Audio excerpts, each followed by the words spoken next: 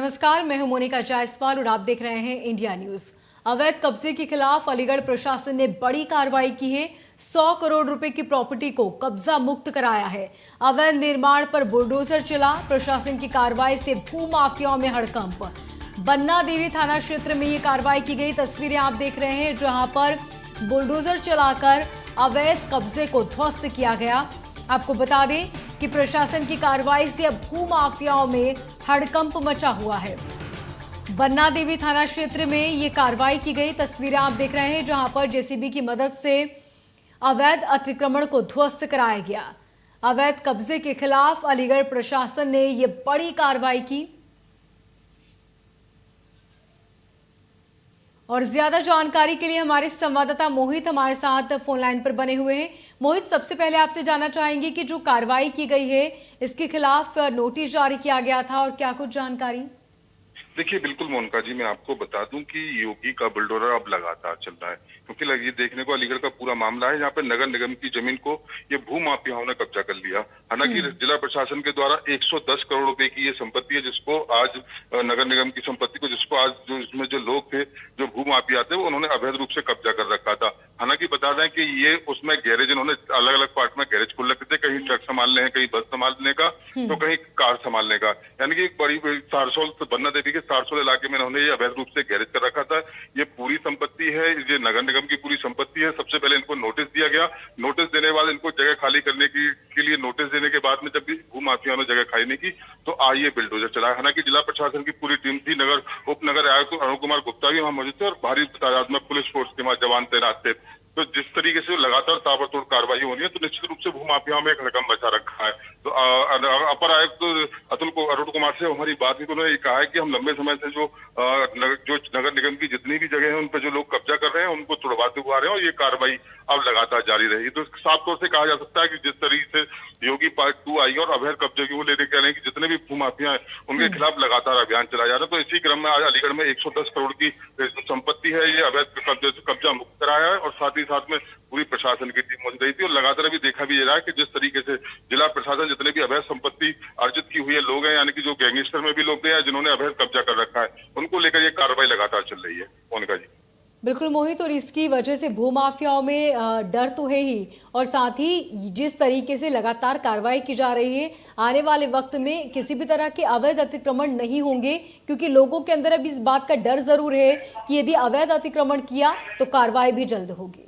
देखिए, बिल्कुल इसमें कोई दो राय नहीं है कि जिस तरीके से भू माफियाओं के लगातार पहले देखा गया था हौसले बुलंद थे, वो आए ना आए रोज किसी न किसी गरीब की जमीन पर कब्जा कर लेते या फिर जो भी जगह खाली पड़ी होती थी उनको कब्जा कर लेते। लेकिन जब से योगी पार्ट 2 आई है तो जितने भी भू माफिया उनके खिलाफ एक जिला प्रशासन के द्वारा एक पूरी तरीके से अभियान खोल दिया है। और साथ ही साथ में जो जितने भी लोग हैं, जितने भी बदमाश हैं, जो गैंगस्टर एक्ट में पाबंद है, यानी कि उन जो अवैध रूप से कमाई हुई उनकी संपत्ति है, उनको भी कुर्की करने का काम जिला प्रशासन कर रहा है। लेकिन बहरहाल अलीगढ़ की अगर हम बात करें तो थाना बन्ना देवी के सारसोल इलाके में ये गैरेज था, काफी लंबे समय से इन लोगों ने कब्जा कर रखा था। पुलिस के जिला प्रशासन के नोटिस के बाद ये गैरेज खाली नहीं कर रहे थे, तो आज इनके पास बिल्डोजर चला है और 110 करोड़ रुपए की संपत्ति का जो है कब्जा मुक्त कराई गई है। जी ठीक मोहित, बहुत शुक्रिया तमाम जानकारी के लिए।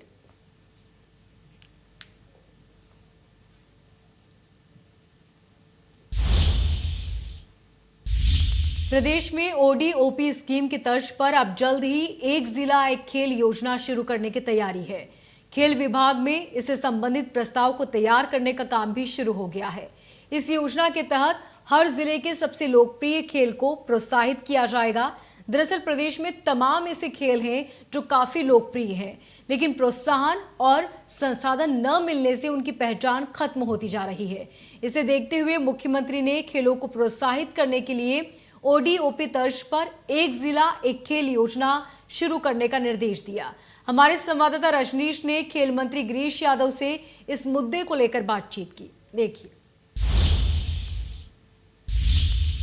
उत्तर प्रदेश में जल्द ही खेलों में बदलाव देखने को मिलेगा। जिस तरह की योजना होती थी, महत्वाकांक्षी योजना कह सकते हैं, ओडीओपी मतलब उसका होता था कि एक जिले का जो एक उत्पाद होगा, सरकार उस उत्पाद को बढ़ाने में मदद करेगी, तमाम तरीके की सुविधा होती थी। उसी तर्ज पर खेल विभाग जो 100 दिन का एजेंडा था, कि एक जिला का एक खेल होगा, मतलब जिस जिले में जो सबसे अधिक खेल खेला जाता होगा, चाहे कुश्ती की बात करें, कबड्डी की बात करें, तमाम हैंडबॉल की बात करें, बहुत जनपदों में बास्केटबॉल भी खेला जाता है, वहाँ के लिए सरकार खास योजना लेके आई। हमारे साथ बातचीत करने के लिए गिरीश यादव जी हैं, जिनके जिम्मेदारी है खेल विभाग को बढ़ाने की।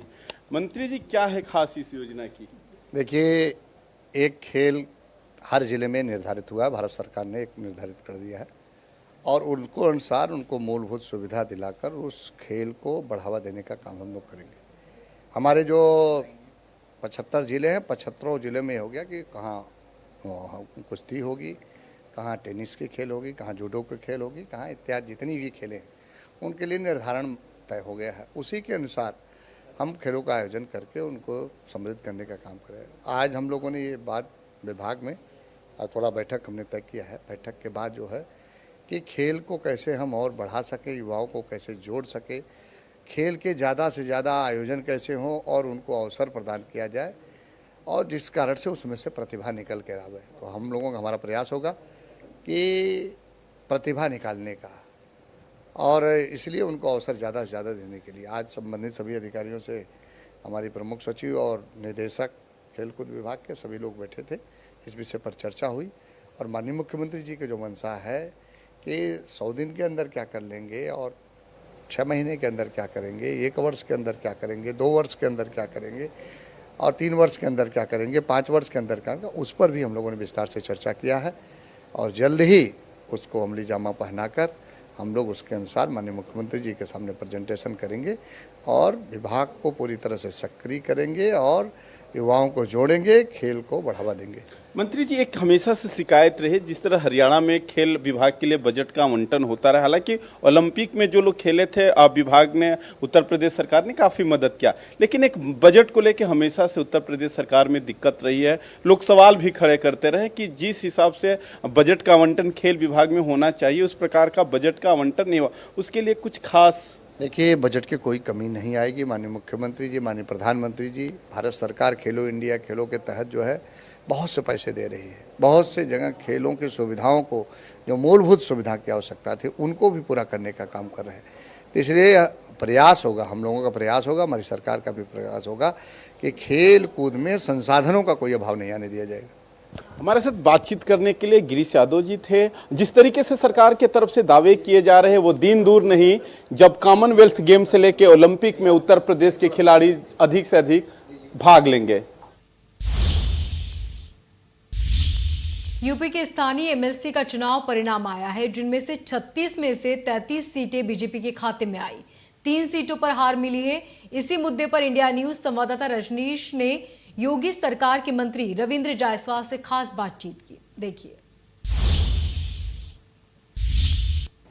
बीजेपी की विधान परिषद के स्थानीय निकाय चुनाव में प्रचंड बहुमत की जीत हुई है, 3 सीट पे लूज की है।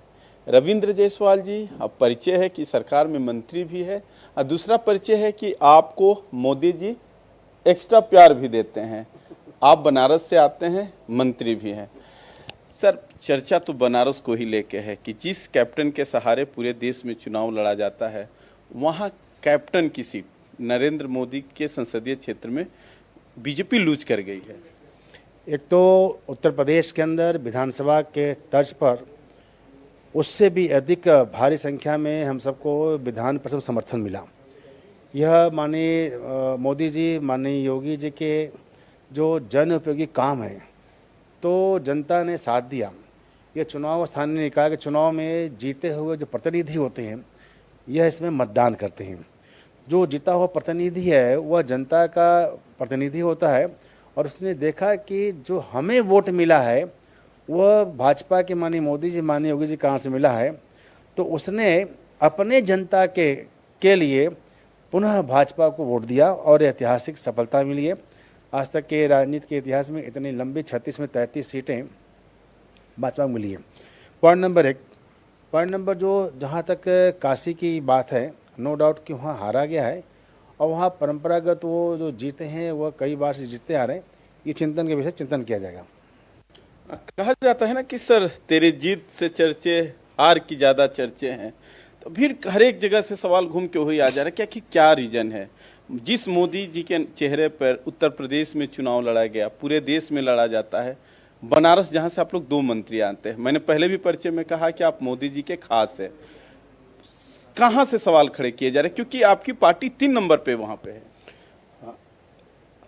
मैं अगर कह सकूं कि कहीं न कहीं चूक हुई है, वो प्रत्याशी या चुनाव व्यवस्था में, ये चिंतन के विषय चिंतन किया जाएगा। हमारे साथ बातचीत करने के लिए रविंद्र जायसवाल जी थे, जो सरकार में मंत्री भी है। बनारस के हार पे उन्होंने कहा कि चिंता की बात है, कहीं ना कहीं चूक हुई है। उन्होंने उस चूक को स्वीकार किया। सहयोगी अमीश के साथ रजनीश पांडे, इंडिया न्यूज, लखनऊ।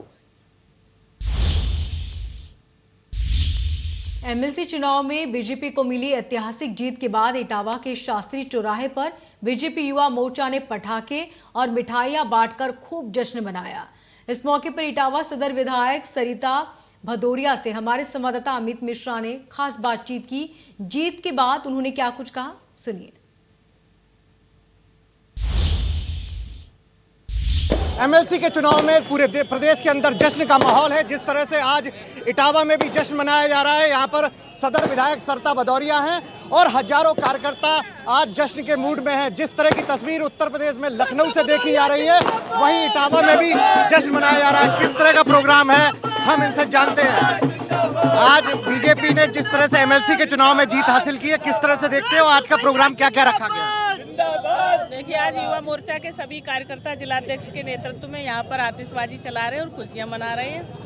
और 36 सीटों में से 33 सीटें भारतीय जनता पार्टी जीती है। ऐतिहासिक जीत भारतीय जनता पार्टी की आदरणीय योगी जी और मोदी जी के नेतृत्व में हुई है। जिस तरह से अभी आपकी हाल में जीत हुई है, उसके बाद ये जीत, चूंकि आप अभी चुनाव से लौटे हैं, जीत के आप वापस आए हैं और फिर एक चुनाव आ गया, तो इस जीत को जश्न के रूप में किस तरह की और तैयारियां जिले भर में की गई? देखिए, हम लोगों ने 14 से जो यात्रा शुरू की है वो अनवरत हमारी चलती रहेगी और लगातार हर चुनाव में हम लोग जीत दर्ज कराते रहेंगे। और अभी हम लोग जीते हैं 22 के चुनाव में और अभी एमएलसी के चुनाव जीते हैं और आगे भी जीत रहेंगे। तो ये सदर विधायक सरिता भदौरिया हैं, जिनका कहना है कि जो जीत का जश्न की शुरुआत हुई है ये लगातार रहेगी और आगे के चुनावों में भी देखने को मिलेगी। कैमरामैन करण कठेरिया के साथ अमित मिश्रा, इंडिया न्यूज इटावा। और चलिए अब बात करते हैं शाहजहांपुर पीलीभीत विधायक परिषद सीट पर बीजेपी प्रत्याशी सुधीर गुप्ता ने जीत हासिल की। उन्होंने समाजवादी पार्टी के अमित यादव को 3000 से ज्यादा मतों से हरा दिया है।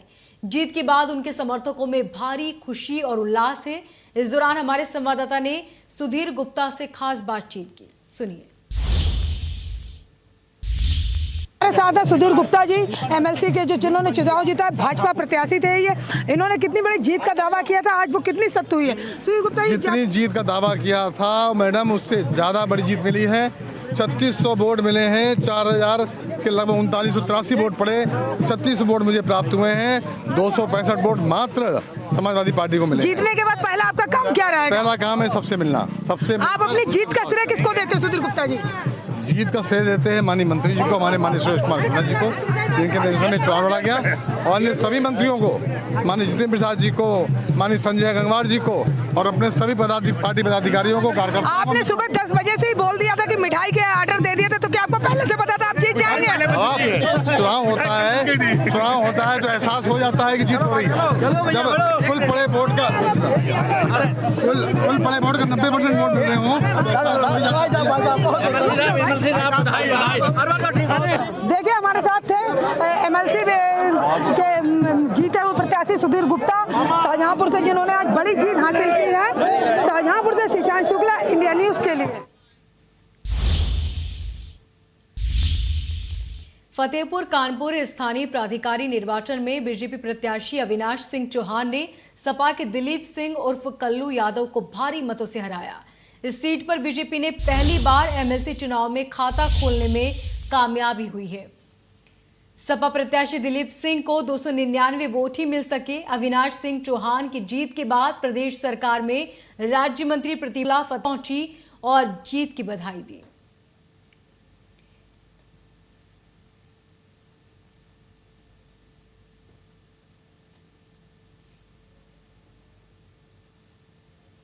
और तस्वीरें आप देख रहे हैं किस तरह बीजेपी ने जीत का जश्न बनाया और इसका पूरा क्रेडिट प्रधानमंत्री मोदी और सीएम योगी को दिया। इसी के साथ उन्होंने जनता का आभार जताया। मेरा स्पष्ट रूप से कहना है कि आदरणीय मोदी जी और योगी जी के नेतृत्व में जिस तरीके से गांव गरीब किसान मजदूर की आवाज बनने का काम भारतीय जनता पार्टी ने किया है, निश्चित तौर पर यह मोदी जी और योगी जी के कुशल नेतृत्व की परिणति है। किसको दे रहे हैं? हमारे मोदी जी और योगी जी का कुशल नेतृत्व और मतदाताओं और कार्यकर्ताओं को यह जीत समर्पित है। सपा द्वारा लगातार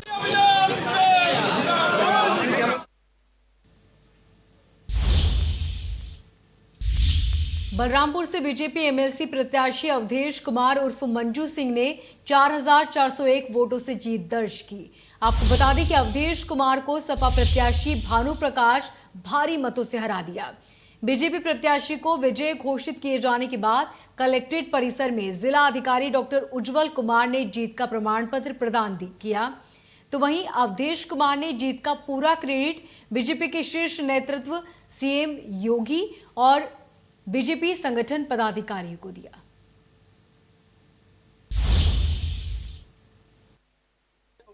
कौशाम्बी प्रयागराज विधानसभा परिषद सीट पे सपा प्रत्याशी वासुदेव यादव को हराकर डॉक्टर केपी श्रीवास्तव जीत चुके हैं और अब वो हमारे साथ हैं। उनसे हम बात करेंगे कि वो डॉक्टर साहब की पूरी विजय को आप उसको श्रेय देना चाहेंगे। आपने एक बड़ी जीत हासिल करी है। हमारे नेता है माननीय मोदी जी, योगी जी, भारतीय जनता पार्टी का एक बहुत बड़ा परिवार, संगठक दल जो हमारे हैं, निषाद पार्टी, अपना दल, सारे कार्यकर्ताओं ने, सभी के नेताओं ने बहुत मेहनत की है।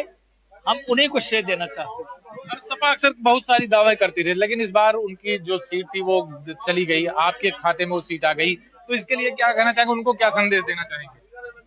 जो हमारे ग्राम प्रधान हैं, सभासद हैं, बीडीसी हैं, जिला पंचायत सदस्य हैं, उनकी समस्याओं के समाधान के लिए विधान परिषद में हम आवाज उठाएंगे और ये कोशिश करेंगे जो भी उनकी मांगे हैं उनको मिले। क्या प्राथमिकताएं होंगी, क्या मुद्दे होंगे डॉक्टर साहब? जो प्रदेश सरकार की योजनाएं हैं, केंद्र सरकार की योजनाएं हैं, उनको जनता के बीच में ले जाना और ये प्रयास करना कि जन जन तक प्रदेश सरकार की और केंद्र सरकार की योजनाएं पहुंचाई जाए, जिससे 2024 में भी पूर्ण बहुमत की सरकार बनाए, माननीय मोदी जी पुनः देश के प्रधानमंत्री हो। ये थे हमारे साथ डॉक्टर केपी श्रीवास्तव जो कि विजय हासिल किए हैं। और आइए सीधे रुख करते हैं लखनऊ का, जहां लालजी टंडन के कार्यक्रम में पहुंचे हैं सीएम योगी। स्थिति में इस लखनऊ के अंदर बहुत महत्वपूर्ण भूमिका का निर्वहन किया है। दूसरी संस्था एक कोशिश ऐसी ही, इसको भी इस वर्ष का सामाजिक सेवा पुरस्कार, जिसमें 51,000 रुपए की धनराशि है, और उस संस्था के लिए प्रशस्ति पत्र है। श्रीमती वर्षा वर्मा जी पूरे लखनऊ में ढूंढ ढूंढ के सामाजिक सरोकार को करना, कोरोना की स्थिति में महिला होते हुए भी जो इन्होंने मील का पत्थर सामाजिक सेवा के क्षेत्र में लगाया है, मापदंड स्थापित किया है, हम उनका आज के इस अवसर पर बहुत बहुत स्वागत करते हैं। एक बार जोरदार तालियों के साथ उनका स्वागत कीजिए। इसके बाद स्वच्छ पर्यावरण प्रोत्साहन आंदोलन सेना के रंजीत जी ने सामाजिक सेवा के क्षेत्र में बहुत जुनून के साथ काम करने वाले व्यक्ति हैं। बहुत जुनून, लोगों की सेवा के लिए बहुत काम, अनाम रहकर भी काम करने वाले रंजीत भाई के लिए एक बार जोरदार तालियां। इस वर्ष का सामाजिक सेवा पुरस्कार रंजीत जी को 51,000 रुपए के साथ भाई रंजीत यादव जी। इसके बाद पावर विंग फाउंडेशन श्रीमती सुमन सिंह रावत जी, सुमन जी से निवेदन है कृपया मंच पर आइए। और इस वर्ष का सामाजिक सेवा पुरस्कार श्रीमती सुमन सिंह रावत जी का मूलतः उत्तराखंड की, लेकिन सेवा लखनऊ में सभी की, आपकी जो स्वयंसेवी संस्था है उसने बेजोड़ काम किया है। पुरस्कार के साथ 51,000 रुपए की धनराशि फाउंडेशन की ओर से समर्पित है कि वे इस सरोकार को आगे बढ़ाएंगे। कन्हैया मित्तल जी एक बार फिर से आएंगे। वो जो धनराशि है वो रह गई है, कृपया माननीय मुख्यमंत्री जी से वो धनराशि लेने की कृपा करें।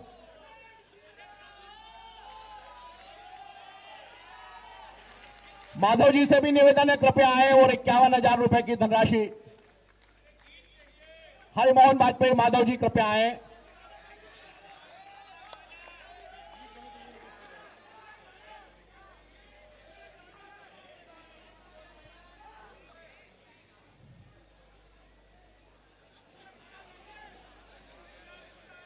कृपया शांत रहें, कृपया शांत रहें, सब हट जाएंगे। एक बार जोर से नारा लगाइए, जय श्री राम, जय श्री राम, जय जय श्री राम।